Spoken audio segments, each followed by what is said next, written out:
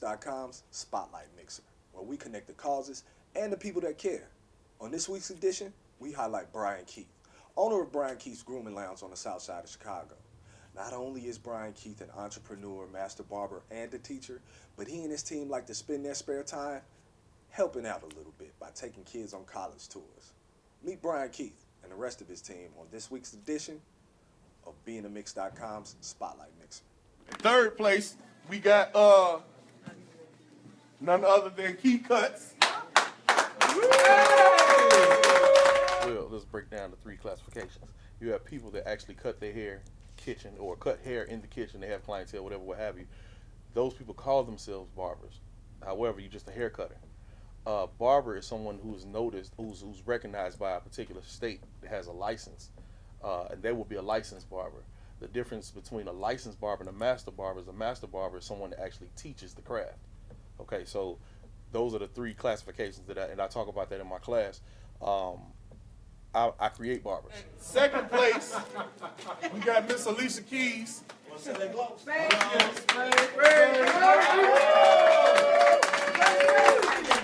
craft has helped me to grow as an individual because I find that I have to often pour and I have to be very transparent with the people that I'm teaching. I've come up with a thing called professionalism and integrity, and that's something I often have to live by as well. So I can't just talk about it, I have to live what it is that I'm teaching. So it helps me to grow as an individual and as a professional. And in first place, we got Viva la Raza! Viva la Raza! Put the crown on! I don't like that. Y'all got to speak. Y'all got to speak. Oh, I gave this cup. I'm giving this cup for my teacher, but not only my teacher, my mentor, Mr. Ewan. Appreciate it.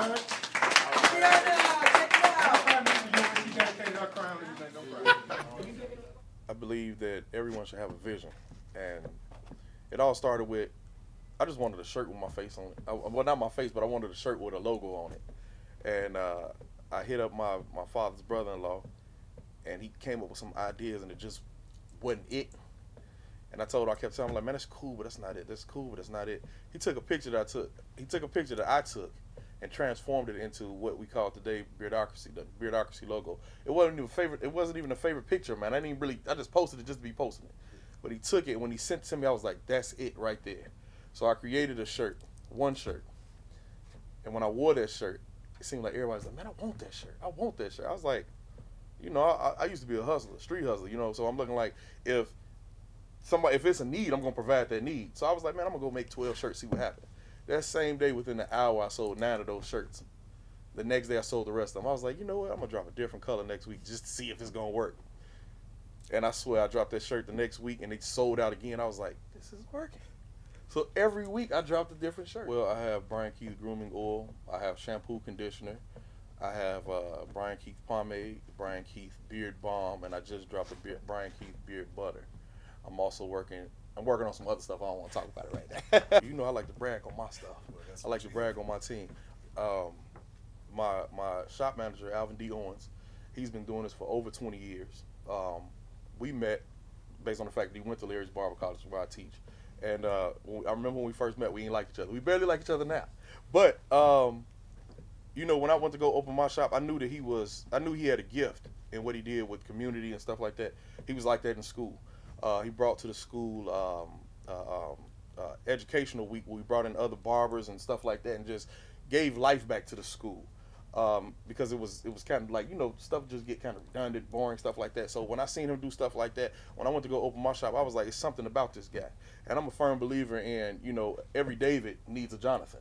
We have a great unique situation where he's at the school a lot, teaching, and then he comes around to the shop to take clients.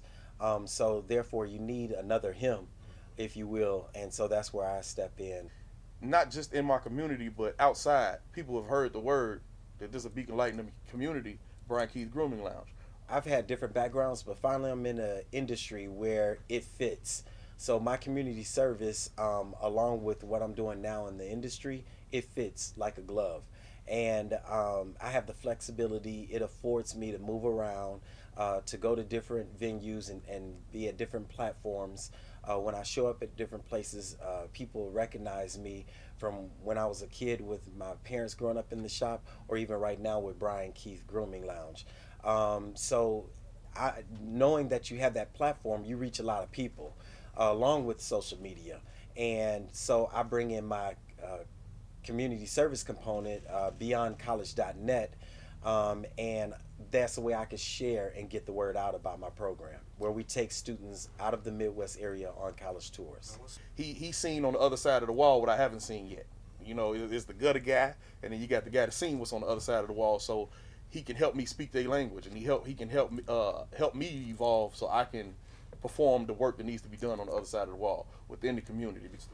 We've done every historically black college that you can mention, even some that had closed and merged with each other over the years. It's not just a college tour, it's an experience. They're going to learn more than just going to visit a college.